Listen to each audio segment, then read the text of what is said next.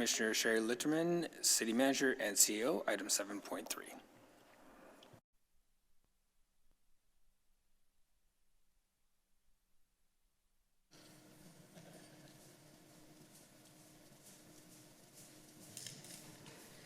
Good morning. Easier for me to come here so I can move the slides.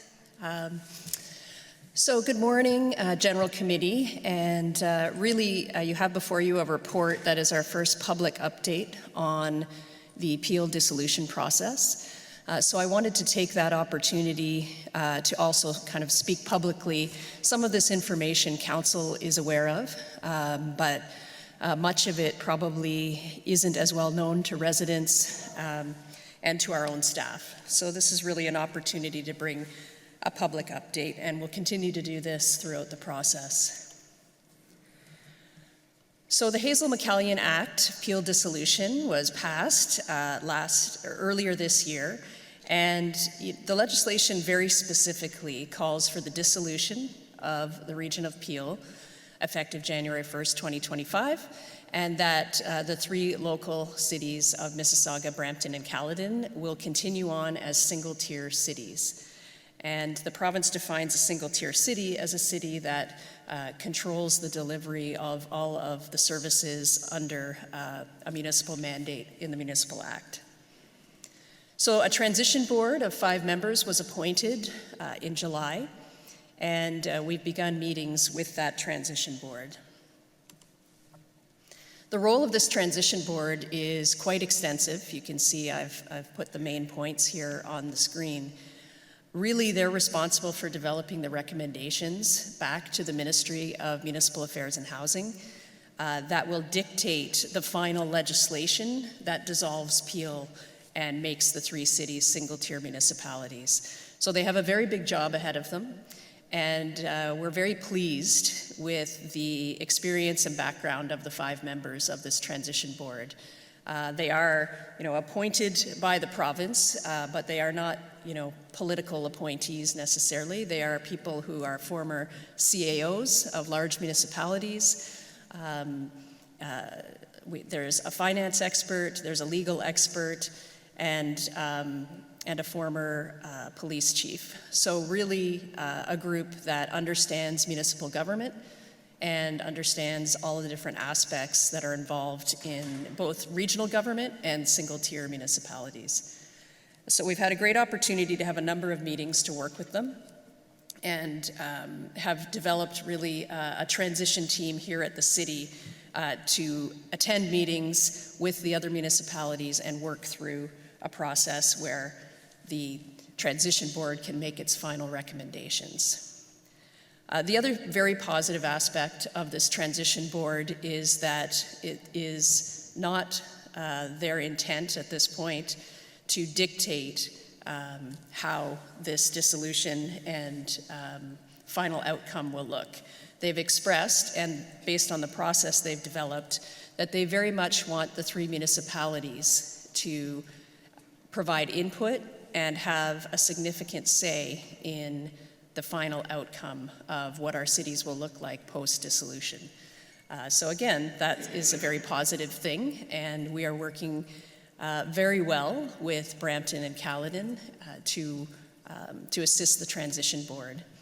So the process, as you're seeing here on the screen, is that over the next couple of months, we've divided into working groups around the big service areas that need to be dealt with, and I'll touch on what some of those are. Those working groups are really getting into the details of those service areas and starting to ensure we have all of the information in order for an informed decision to be made on how services will be governed post-dissolution, how they'll operate, whether it's through joint models or whether it's that cities will deliver certain services on their own. There's a point in January likely where the transition board checks in with the ministry on the progress to date and the initial thinking on some of this governance. And there may be some public announcements at that time. That will be up to the ministry and the transition board. But really, once that phase, that first phase is done, The next phase, really the bulk of 2024, would be spent then getting into the details of how to implement these changes in governance and how services would be delivered. And so with that information, going back and forming the final recommendations to the ministry sometime in mid-2024, the expectation is that the ministry would review the recommendations, determine which legislation is needed to make them happen, and hopefully pass legislation in the fall or late summer of 2024, so that we all have a few months to implement all of these recommendations and the outcome of the legislation, so that on January 1st, 2025, the dissolution happens and we continue on. Of course, at that point, because this is a whirlwind pace for government to be operating at under this process, that'll really be a beginning, a starting point. And so we'll have an opportunity to take the work that we've done and to take these new forms of governance and to continue to build on that work, to continue to tweak and improve and work through this transition, probably well into 2025, 2026. But really the intent is to honor that date, which is legislated, of January 1st, 2025. And all of our work is aimed towards meeting that deadline. So there isn't really a debate anymore as to whether dissolution should occur, because the legislation has already happened, and the legislation very clearly says dissolution is happening. But, independent single-tier status is something that the City of Mississauga has advocated for the last couple of decades, through many councils, through the last couple of mayors. And really, for good reason. It's not a criticism of the region or its services. The services that the region delivers are really, really important to our community. But it's a criticism of the type of governance and the challenges it presents to delivering the services well to our residents and businesses. Essentially, Mississauga and Brampton have outgrown this model of governance. Brampton and Mississauga are two of the largest cities in the province. There are 173 single-tier cities in the province, and yet Mississauga and Brampton are really the biggest ones that are tied up into this two-level model of governance. A single-tier city has the ability to integrate all of the services it offers into one model and one administration, and there are a lot of benefits to that.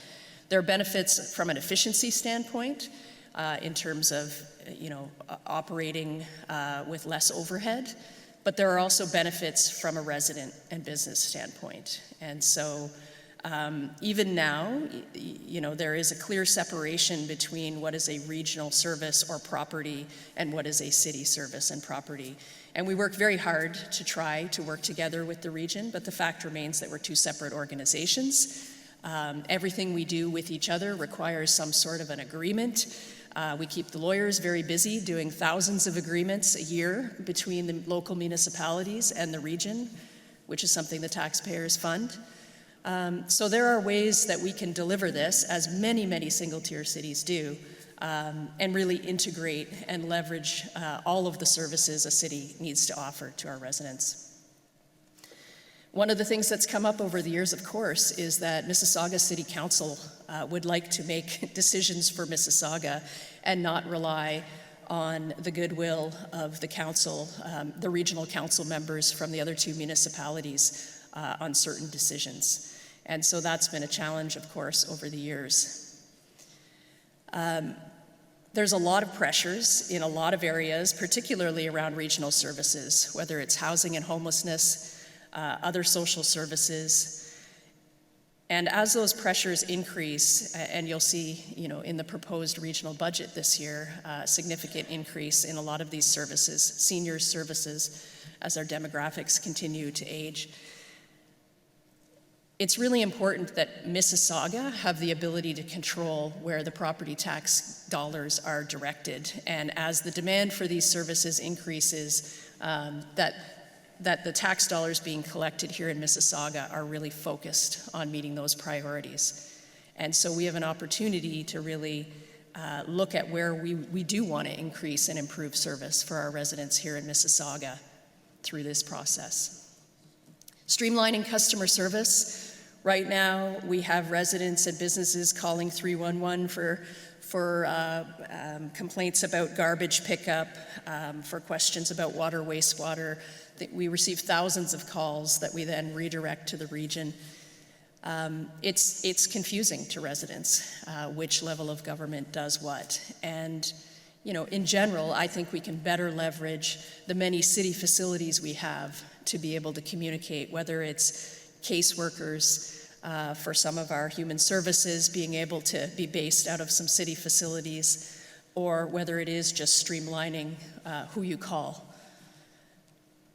And finally, you know, eliminating duplication and the overlap of services and administration. The reality is that all of these areas exist within each of the 3 municipalities of Brampton, Caledon, and Mississauga, and the region of Peel. And the taxpayers fund all of this. I'm not suggesting that this all gets eliminated through this process, because a lot of this is important support to the regional services. But certainly there is some duplication that I think efficiencies can be found through this process. These critical services that I mentioned that the region delivers, and the ones that we've formed working groups around that we're looking at in terms of how will you govern it if the region of Peel doesn't exist anymore, are listed on the screen. And again, really important services that matter a lot to residents. And, you know, we have this opportunity to take a look at how they're delivered. And most single-tier cities deliver the majority of these services themselves. So, you know, those are the types of models we're taking a look at. It will be up to the transition board to make its recommendations on the best model. But again, they're taking a lot of great input from the 3 cities who will ultimately be the single-tier cities in the end, and need to have that control over the services, whether it's through a joint model or individually. So one of the questions that comes up a lot, or I kind of see on social media, is if the city takes over housing or other services, how will you fund it? Well, good news, we already do.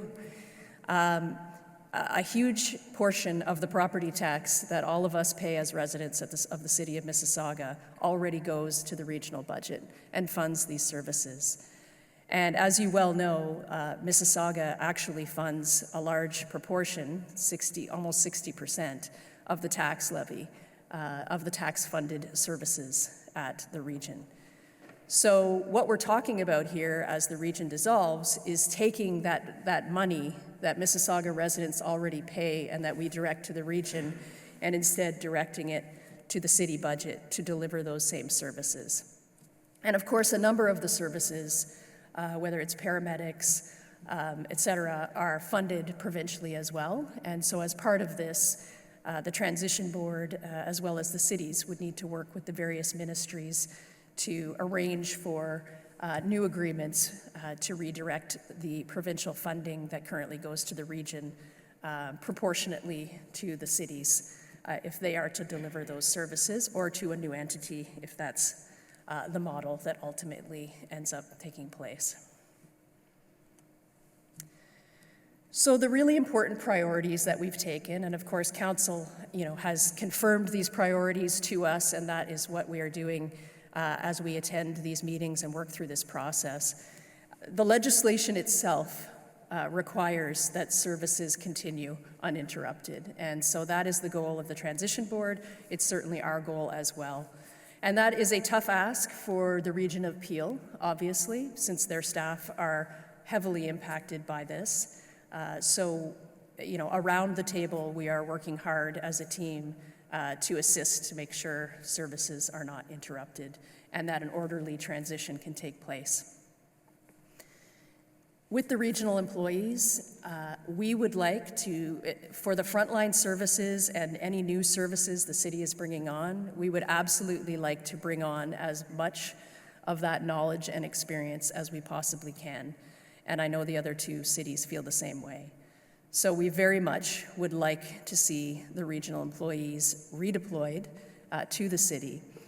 And even for more of the administrative services, some of the areas where potentially there's overlap or duplication now, at Council's direction, we have been holding positions, holding vacancies, and filling positions with contracts. And part of the working group meetings is going to involve coming up with a plan to offer job opportunities to regional staff who are going to have to seek employment through this process. So, my message to the regional staff is that we, although this is very difficult, and although I'm sure they would all prefer this wasn't happening, the legislation has happened, Peel is dissolving, we're working through this process, and our goal is to get certainty and employment to as many of them as possible, and to ensure continuity of service and their great knowledge and experience is applied still in our community. They already work in Mississauga, many of them. We want them to keep working here. Of course, the financial sustainability of the three municipalities post-dissolution is part of the Transition Board's mandate, and that would be our priority as well. And another priority is to make improvements as part of this process. So if, as part of a transition, we see an opportunity to make a system better for residents or more efficient from a taxpayer perspective, then the Transition Board has indicated they're open to helping us make that happen. So those are the key priorities. A lot of work is being done right now at a very rapid pace. It's a lot of pressure on all of the teams. But ultimately, whether you have a short timeline or a long timeline, there are pros and cons to both. And at least with a fairly short timeline, the regional team gets certainty quickly, and we can start to move forward on this area, which is really something that Mississauga has been talking about and preparing for quite a long time. So that is my update, and I'm happy to take any questions. And thank you, Shari. We have Councillor Parrish first on board. Yes, I'm going to try to word this as questions so I don't get smacked by our chair. If I were to use this document, let's say in a newsletter, because obviously we've just done this in public. So first of all, I think you need to know that you're doing an excellent job, and so is your team. We're very thrilled with the updates we get in camera, and I'm pleased with this report, but it's missing a few little pieces. So I'm going to pose them to you, and you can nod or go, okay? One of the things I think people need are numbers, and I think people need to understand that right now we're paying 60%, close to 60% of regional budget. Caledon's paying 5%, but sucking up a lot of infrastructure. And Brampton, who's almost our size, is paying 35% right now. So the formula sucks. And I think having some of those numbers in there would help us make the case. Also, I think the region takes roughly 43% of the property tax bill. People think it's the city bill, and the city about 32%, and education 25%. So I would like to see some of those numbers in there just so people understand that. I think it's really important, and I couldn't find it in here, it's important to underline that councillors right now are not involved. We get reports from you, and they're excellent, and we're listening, but we have really, other than staffing, we have no input. And we want our constituents to know this is being done in another place, and we're not sitting at the table. And I think that's important. I'm going to put that in a report that I would do. You're not nodding your head? Well, can I interject on that? Yes, please. Through the chair. I would say absolutely correct that it is more of a staff-led process because, I mean, it's really very quickly going into the weeds of operations and administration. But in terms of the city position on how we move forward with services and governance, that is being brought to you by me for direction and support at various checkpoints. So there's only been one so far to sort of endorse opening positions, but there will be check-ins to get council's support for some of what we're advocating for, but you are correct that it is ultimately not council's decision. So would it be fair for me to ask you to put, if we do another report like this for the public, that you make sure you insert that so that our taxpayers who are starting to call us are becoming quite interested? On page 2, you give John Lively, Tracy Cook, et cetera, and you say one of them is finance, one of them's this. I looked up John Lively, and he was the planner for Toronto or something. So can you give us each of their qualifications, like number 1, 2, 3, 4, up to the 5th one, what they actually are experts at?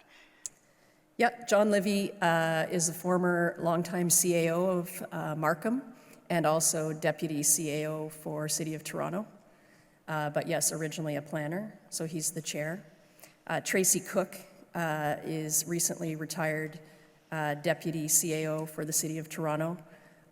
Prior to that, had some director roles in Toronto and was part of Toronto Police Service for a lengthy career. You're making me go off the top. Eric Jolliffe. Eric Jolliffe, former York Region Police Chief.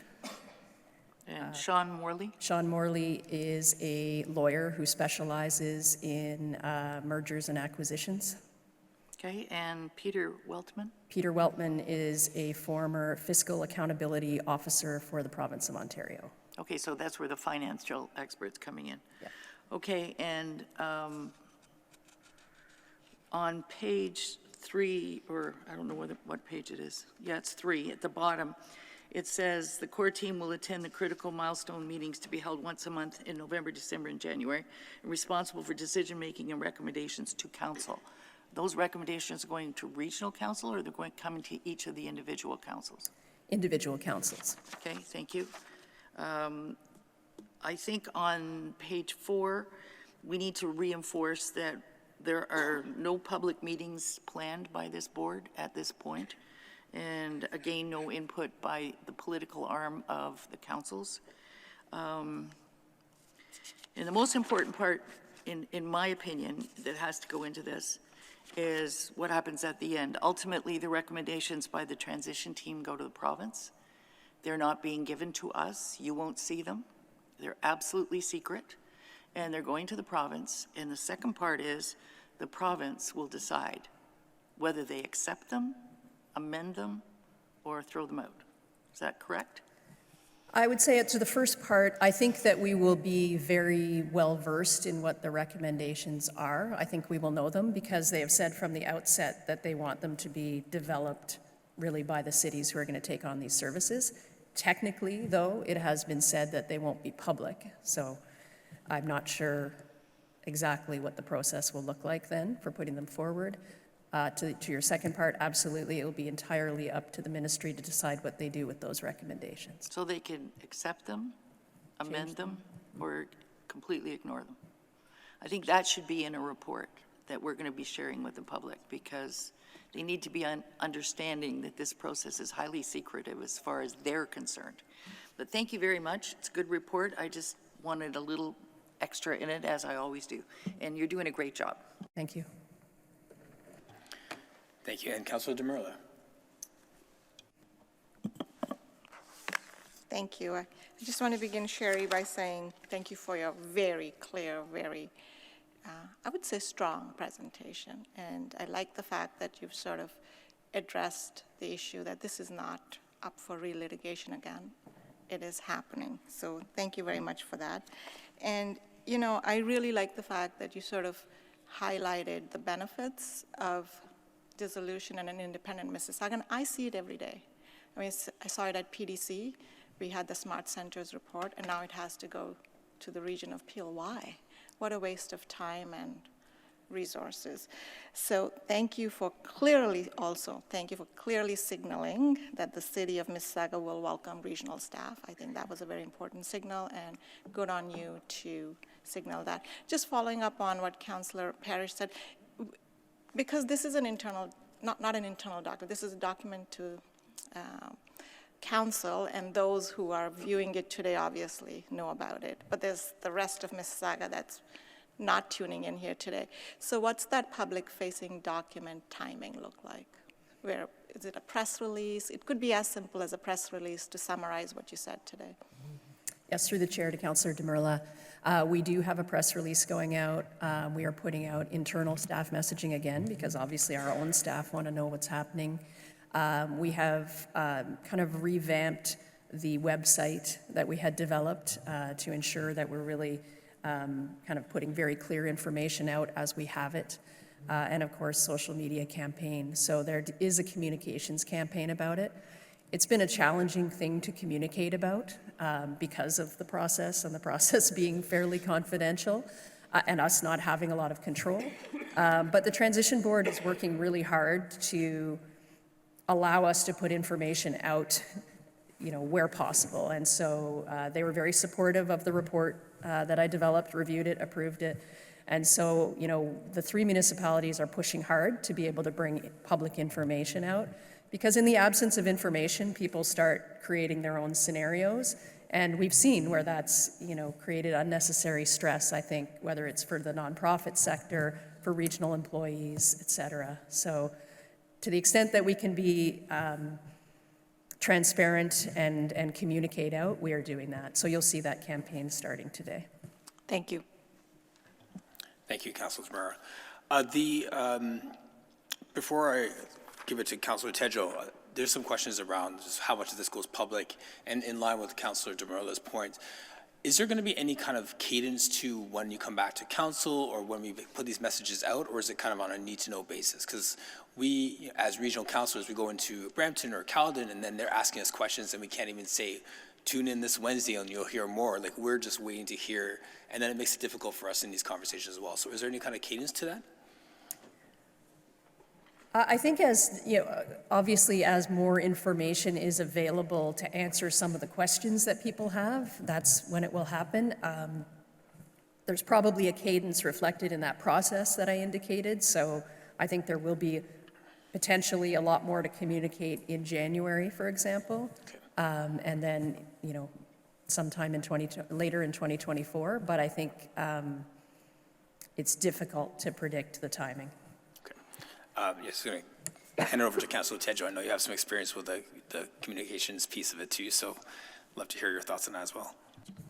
Thank you, Mr. Chair, and thank you, Madam CAO. I think it's a great step for us to be able to share the information that staff have worked so hard to this point. And I think to your concerns earlier that you raised around the fear that is out there over the transition is really based around the unknown about timing, about whether or not it's actually happening, about what's happening with jobs. And I think as much as we can alleviate that by sharing not just information, but also the commitment from the province and city and regional staff that no disruption in service. There will be no disruption in service. We're going to have to say it 20 times. And it's an opportunity for improvement, and this is going to be better for the City of Mississauga. I think there was still maybe a hesitation or a lack of buy-in from some residents who didn't understand why we were doing it. And I think when we explain it, they understand that, and I think the more that we can do that, the better it's going to be.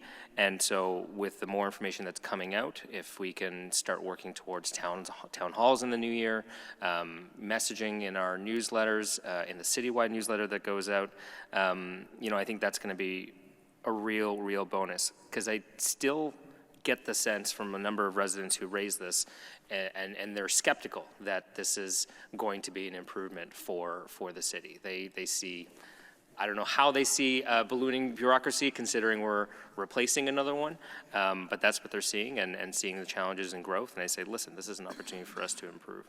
But maybe, since I have to ask a question here, this is an opportunity to introduce our new commissioner, Commissioner Matheson, as sort of part of this transition and where this fits into the framework. Sure. Just on your last comment, the one thing I would say, and I know there are people who are skeptical on how this can work, and certainly breaking up an organization as large as the region of Peel is, it's complicated, and so I'm not suggesting it's going to be easy, but I think it's really important to understand that we're not creating a new model of government here. There are many other single-tier cities who deliver all of these services. So while getting there might be challenging just given the size and scale of the organizations involved, it's certainly doable. And given, the size and the ability of the organization of the City of Mississauga, for example, I'm very confident that if, Windsor and Kingston and Sudbury, et cetera, can deliver all of these services, so can Mississauga and Brampton. And even Caledon, which is going to grow rapidly over the next decade or so, although they may have some different scenarios in terms of how they deliver their services. But yes, we built a team, and one of the things people are skeptical about is how we don't know how to deliver these services that the region delivers. And so we've been very fortunate to bring on Katherine Matson, who has a very long background in health and human services, and so she is on board here to work through this process with us and to help us get set up in the right structure to deliver these services. And maybe I will put Katherine on the spot to talk a little bit briefly about her background. So over to Katherine. Yeah. Thank you, and through you, Chair. I'm certainly happy to be here. So in terms of background, yes, Shari is correct. I've got over 25 years in health and human services, single-tier regional government, and most recently as a DSAB. So all the different things that are being debated about as far as service delivery goes, but you're in good shape moving forward. Single tier is an excellent form of government to deliver services to your community and your residents. So happy to be here and support you.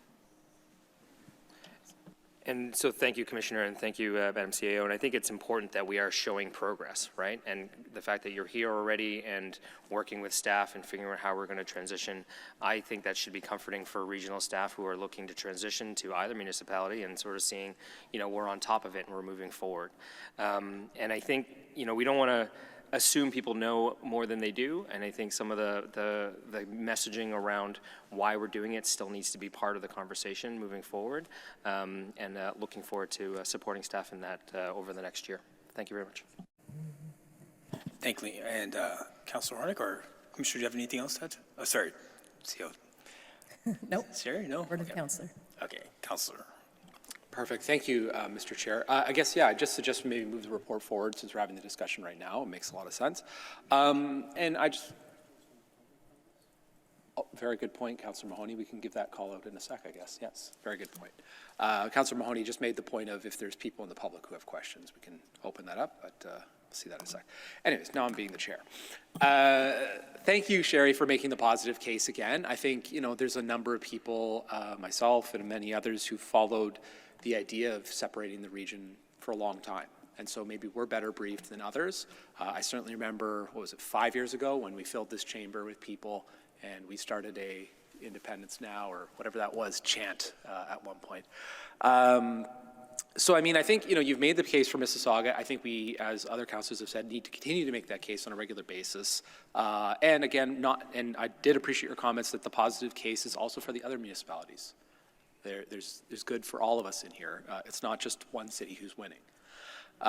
So I think to take on the points of the other councillors who've spoken before, you obviously have a natural touch point in January, as you already outlined. I would just maybe perhaps suggest we try to have something on the agenda, even if it, in the end, is 75% repeated information, 25% new information. Try to have it once a month, just so that we can continue to, as Councillor Tedjo said, repeat again and again and again, and give people both in the public and the media a chance to tell that story, even if, again, in some cases, the progress is only incremental. I think it is heartening now that we're at the public information period. I think, as previous councillors said, it is challenging when you have to sit in a room, you hear a lot of things, and none of your presentation was new information to us. We've known it for a long time now, but we are not able to speak about it publicly until today. So that's a very good positive thing, and I appreciate the tone you took with that, both on the regional employees, the challenges of the situation, and the positiveness that we can make. So I guess, yeah, my question would be would you be comfortable with putting something on the agenda in January of a natural touch point, but then perhaps once a month afterwards, just so that we continue to make that information available, and sometimes we'll have a lengthy debate and sometimes we'll have a very short debate. But I think it's important. Would you feel comfortable with that? Through the chair to Councillor Hornick, yes, I don't know that there will be enough to report in December, but you're right, if I could report in January. Based on the process, I think things will move very quickly from January on, and there may be more that I can talk about. So happy to keep it on the agenda, and so we're talking about it regularly with the public, and obviously the media are tracking our council meetings, and that helps as well. So Yeah, I think to your point, I think after January, you're right, the pace will pick up, and also, to be honest, in December, we're going to have so many things around budgetary issues to communicate out. yeah. Clogging the channel that can only get so much through. It doesn't make a lot of sense, so perhaps you're right, after January would be appreciated. Thank you again for your presentation. Thank you again for the work of yourself and all the commissioners and directors who are working on this. I also would say, thank you that you've come back to us and saying, a lot of the regional staff, especially when you're getting into the weeds of the people who are on the ground, are being very productive and moving this forward. I think that's very heartening. I know that this is a scary process for those people because no one wants to hear their job is being examined.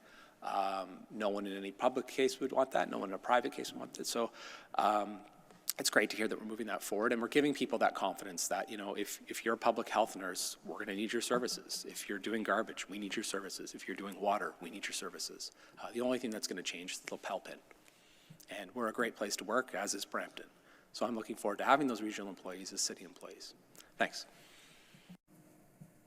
Thank you, and I just don't want to belabor this because, as we said, there was a lot of information here, and we didn't touch on the Metamorphosis Group and some of our human services stuff. Shari, can you speak to that just really quickly just before we move this forward? Sure. So the Metamorphosis Group, which is an umbrella organization that's formed to represent, I think, about 80 or so nonprofits across the region, has been communicating with both the Transition Board and the member municipalities. Most of their, or probably all of their members are funded in some part by the Region of Peel and its Community Investment Program. So, of course, they're very concerned about what this process looks like.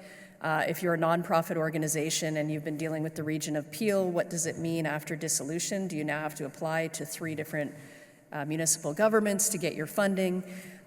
So the Transition Board has had meetings with this organization. I've participated in a recent one. We are going to, connect on our own with them and continue to talk. But the goal is to support them through this process as well. And so as it relates to funding, finding ways to simplify, especially during the transition, so that we don't create new administrative barriers for them to get funding. It's also an opportunity to revisit funding. So if there are groups that, where a lot of the work is concentrated in one city over the other, this is a great opportunity for them potentially to achieve more funding and support.